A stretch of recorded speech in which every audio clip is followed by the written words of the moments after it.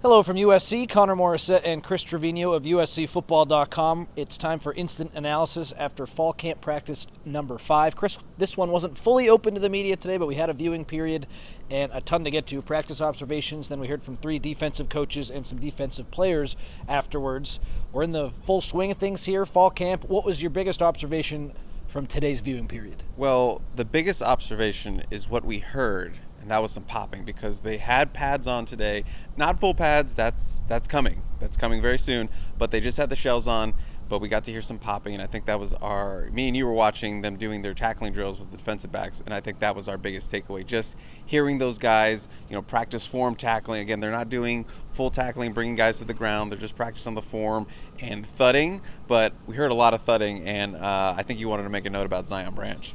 Zion Branch, it was just noticeable when he would not bring a guy to the ground like you said, but when he would thud, his thud sounded a little bit louder than anyone else's thud.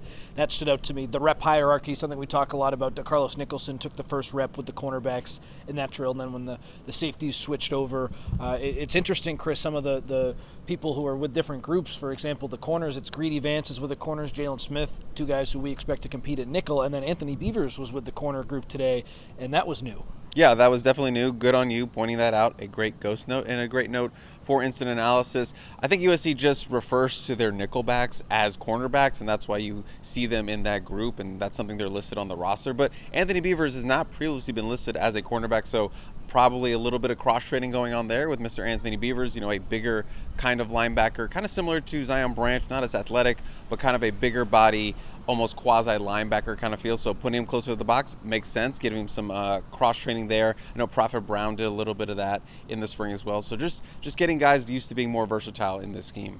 Yeah, Beavers, it sounds like he's going to take some reps with the linebackers, too. I think Lincoln Riley said that at the media day. We had a chance to look at some of the defensive linemen do their drills with Eric Henderson and Sean Nua. A lot of the guys were hitting the sleds. We weren't able to record at that point, but we could still watch. And Chris, it's just so striking to me. When Barry Alexander moves a sled, it's so much different than anyone else. He pushes it further. He's just more powerful. You just need more guys like him in the middle, and he's going to have a huge season, so excited about that.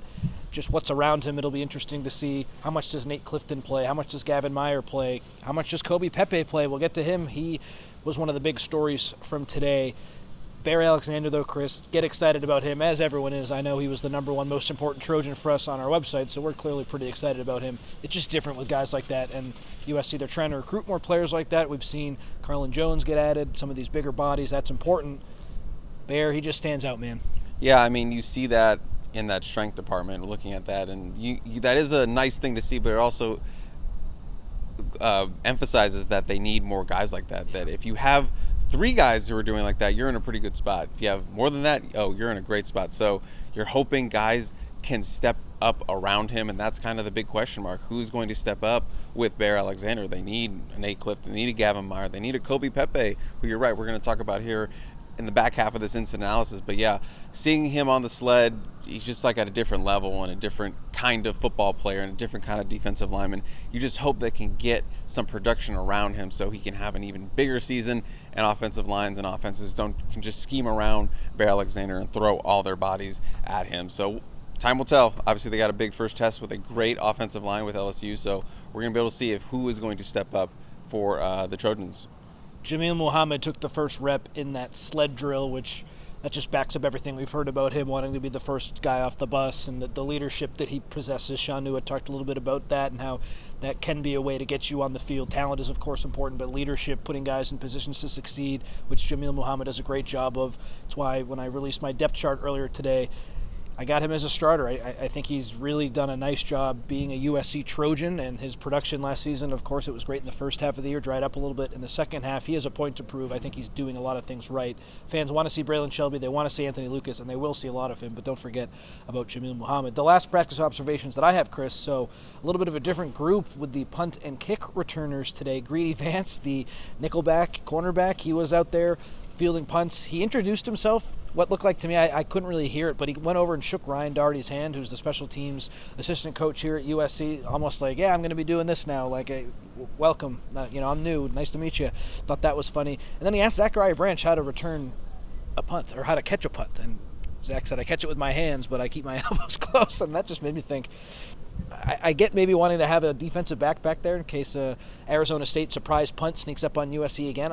Outside of that, though, I don't know really why he was out there. And then DJ Jordan, the true freshman wide receiver, he was a part of that group as well. And he's a little bit more fluid as a receiver, a skill position guy, catching some of that. He was doing that at Sierra Canyon last year. The big story, though, it's still Mekhi Lemon. It's still Zachariah Branch back there fielding the punts and kicks, and that's what we expect. But thoughts on Greedy Vance being back there? That was interesting. Look, all I can say is if you're going to get advice from someone on how to return a punt, Yeah. Zachariah Branch, first-team All-American, true freshman, first one at USC. He's a pretty good guy to ask how to field a punt. But yeah, just getting more guys looks. I mean, this happens in fall camps, and we've seen this. They rotate a lot of guys in there, just seeing, oh, maybe this guy can try a couple punts, maybe get him ready. And if it doesn't work out, we won't see them there for the time being. So Greedy Vance getting his shot to maybe be a contributor as a returner. I still want them to put Prophet Brown back there. I've been pounding the table that he needs to be out there. He was a guy who returned kicks and punts in high school, was a running back out of high school, could have played running back in college. I want more Prophet Brown as a returner, so I'm puzzled as to why he won't get a look or hasn't gotten a look. But Greedy Vance, we'll see how long he sticks around. But if he keeps picking up pointers from Zachariah Branch, he might stick longer than we think. Absolutely. So the big story, like we mentioned earlier, Kobe Pepe, who has been playing a lot more with some of the higher groups here on from what we've been able to see with these USC practices, like he's been in the mix. And Lincoln Riley was asked about Kobe Pepe, and he said, we've heard it before, he's talked about other guys in this way. He said, when I first got here, I wasn't sure if Kobe Pepe was going to make it, and how he's transformed his body has been really impressive. He called him probably the most out-of-shape guy on the team when Lincoln Riley got here, partly his own fault, partly because of some of the injuries he sustained before the Riley regime got to USC. But he's in the mix, Chris. And what are your thoughts there? You had a chance to speak with Kobe afterwards. I just feel like he's in such a better place. And to be totally honest, I wouldn't be shocked if he played a little bit this year. I think he's really put himself in a position to do that. Some of the transfers that USC's had with Isaiah Rakes leaving, like there's an opening there for him. I mean, he might not just play a little bit. He might actually start at nose tackle. And just for a further context on Kobe Pepe, when USC lost Isaiah Rakes, they lost Dijon Lafitte, they didn't get multiple defensive tackles. Gavin Meyer, that's it. That's it. They didn't get multiple defensive linemen they thought they were going to get in the spring transfer window. It became a meme online for those that aren't online. It became Kobe Pepe season because Kobe Pepe was the long-standing nose tackle that's been on the team, and he's been the heaviest guy, at 310 pounds when he first arrived from St. John Bosco, but he hasn't played a lot just because of injuries have piled up on him. Entered the transfer portal at one point, but didn't leave, just stuck around with the team. And, he at one point said he didn't think he was going to make it with the team, but he wanted to stick around. USC is his home, and that's where he wanted to be. But the fact that everyone was making this meme about it being Kobe Pepe season because they had nobody else on the roster, it has to be Kobe Pepe season because there's no one else on the roster. Now it's kind of come full circle where Kobe Pepe season is actually a real thing and not a joke. It's a real thing because Kobe Pepe has to be the guy, or looks like he might be the guy that start. He started in the spring game. We've heard he's been being pretty consistent on the two deep, and guys have been giving him praise. I knew Kobe Pepe was going to be a hard worker. I covered him at St. John Bosco. He's Defensive Player of the Year out of the Trinity League for them. Just undersized, but he's big. He's massive. He's got a lot of girth to him. And I remember watching him after practice. He would stay after practice at St. John Bosco and put in extra work. So I wasn't worried about Kobe Pepe putting in the work, but you didn't know if he was going to make the team or stay with the program just because of he was in the portal. He was in the portal. He was literally in the portal for what felt like 2 camps, and he'd been battling so many injuries. Remember, he got hurt in spring practice in Coliseum. I think it was his pectoral muscle or something like that, upper body, but that was the last time we kind of heard of him. And he's been getting praise. And again, I don't know what's going to happen with Kobe Pepe's season. He could start. He could be really good. He could be okay. It could not work out. I don't know. Nobody knows, and the staff doesn't know what it's going to be, but it seems like he's going to play a role, and he's going to have to play a role for this team. But just go watch the interview with him. It's up on our YouTube channel, and you can't watch that and not root for him. You can't not want him to succeed. Just all the things that he's gone through. He said Sean Newell was kind of the guy who really got me to stay. He was my quote unquote rock, and he's saying all the right things, and he's just put his head down and changed his body and put on weight, and the opportunity is there for him, Connor, because they need it. They need Kobe Pepe. They need it to be Kobe Pepe season. And sure, Gavin Meyer can play there. Sure, they can get other bodies. Nate Clifton can rotate in there. But I think if you get something out of Kobe Pepe in the middle of that defense, you're going to be in a much better spot, no matter what it is. But yeah, he could be a real X factor for this defensive line. He's just a big mystery. We don't know. And Easton Mascarenas-Arnold said that he's been swallowing up double teams in practice, which has led to me being more free. That's your starting Mike linebacker. So there you have it. He's playing with some of these top guys on the defense, and we'll just have to see what happens there.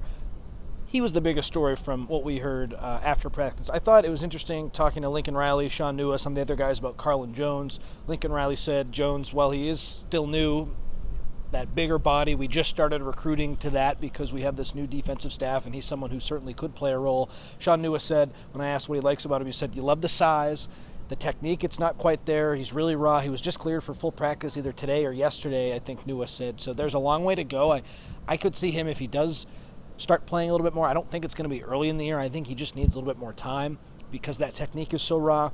But they're so happy to have guys his size on the roster. Just a totally different recruiting philosophy than what USC had before. And we'll see if he can pay off in the long run. I like I said, I don't think he's going to play a lot early. People are really excited about him on YouTube and on our website. It makes a lot of sense to me. You want to see those bigger guys play. I just don't think he's going to be quite ready. Sure, and he could go, the scout team route. Yeah. And, your scout Elijah Page. Yeah, look at Elijah Page. Your scout team looks a lot better when you have a couple of those guys down there getting, those offensive linemen some looks. Take your lumps, get cut up down there, learn to cut your teeth against those number ones. You come back a couple weeks later, you're a different player, kind of like Elijah Page. So, I don't think it's a lot to put on him to contribute early. I agree with you there.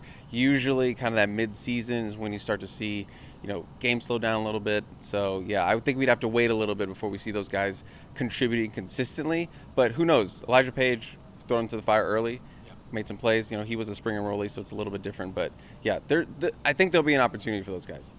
I also talked to Nua, like I said, about who's been standing out. So he mentioned 5 defensive ends: Braylon Shelby, Anthony Lucas, Solo, Solomon Tuliaupupu, which is so good to see him back, of course. We'll see what kind of role he plays just with all the injuries that he's sustained in his career, but good to see he's out there and doing well. Jamil Muhammad and Cameron Fountain, that was a name that I was happy to hear, the true freshman. Nua said, you want all the guys to do really well, but the standard's so high, and those are 5 guys who are setting the standard. Expect to see a lot of Braylon Shelby, a lot of Anthony Lucas, a lot of Jamil, and if Cameron Fountain can get into the mix, that would be a good sign for USC too, because he's a really highly rated defensive recruit, a guy people are very excited about. Him being mentioned with that group, that stood out to me. You spoke with Matt Entz, Chris, the linebacker coach. We can wrap up there unless you have anything else outside of Entz. Thoughts on what you heard from him? Just a couple things. I asked him, the pads have come on. Full pads will be soon. I said, what are you looking for when these guys get the pads on? He said, he doesn't want them to kind of lose it up here. You put the pads on. You don't want them focusing on just making the hit. They've been doing all this stuff, putting in all this work, learning the scheme, learning the ins and outs. Just because the pads come on and you're just out there trying to hit somebody doesn't mean you can throw it all away. You still got to have your wits about you when they have it. So they want to see the guys who can put it all together. And that kind of tied into another point he made about physicality. And someone asked him about, going to the Big Ten and they need to be more physical. And he said, yeah, I 100% agree. We need to be more physical, but you just can't be more physical for the sake of it being more physical. You can be super physical, but you don't execute and you suck. You can execute really well, but you don't have physicality and you suck. They need to find the perfect combination of them being really physical, but also, being on their P's and Q's, doing what they need to do, going where they need to go. So those were kind of the 2 big takeaways. He said they were way ahead of where they were supposed to be. They were further along, with the defense. I believe he was specifically talking about the linebackers, not necessarily the whole defense, but he felt they were way ahead by spring practice number 15. So that's allowed them to do a little more things. He says they have about 8 coverages installed already. So those guys, we saw them working on the linebackers dropping back in coverage. So it seems like the linebackers are ahead of pace. Again, tackling the big thing, being where they need to be, communication, kind of the big thing. Seems like they're improving in all those things. But again, full pads coming on soon. We'll have a better grasp of where he feels the tackling is in a couple days/weeks. And then one final note for me that made me think of this. When we were watching the linebackers up close, it just looks like a guy like Eric Gentry is really enjoying learning from Matt Entz, because Gentry made a mistake dropping back in coverage, doing a drill that you just mentioned right there, and then said, Eric, this is what we talked about, you got to do it like this. And then Eric did the rep again, did it, and Entz gave him compliments, said, yes, that's right, that's the way to do it. And it just looked like a really healthy coach-player relationship. It's fall camp. I'm sure the relationships across the country are really healthy right now. It just struck me as a little bit different than what we saw in the past. I don't know how much those linebackers really loved playing for that previous defensive staff. And maybe they did when it was fall camp. Everything was so great. USC was what, like number 5 in the country to start the season? Who wouldn't want to be in that position? It went south fairly quickly in the second half of the year, as everyone who watches this knows. It wasn't fun in the second half of the season, that's for sure. I think a guy like Entz with a track record, even if USC doesn't have the season, a lot of people hope, like, those credentials aren't going anywhere. And I think when you're in those valleys and you're in those trenches, a guy like Matt Entz can help pull you out because, hey, I've had a lot of success as a head coach. I've done this at the championship level. We might not be where we want to be, or maybe they will be. Who knows? But if they're not, he's a guy I think they can still get the best out of his players. And just seeing Gentry and him communicate today, that kind of hammered that home. Chris, we can wrap up, though. I keep saying that. Anything else from Riley? Entz, any final thoughts? Or if not, I'll stop yapping here. I think you should stop yapping, so that's all I got. Okay, beautiful. He's Chris Trevino. I'm Connor Morissette. This has been Instant Analysis. I believe it'll be the two of us again tomorrow, probably again Friday. So I hope you like these because we'll keep churning them out. Thanks for tuning in.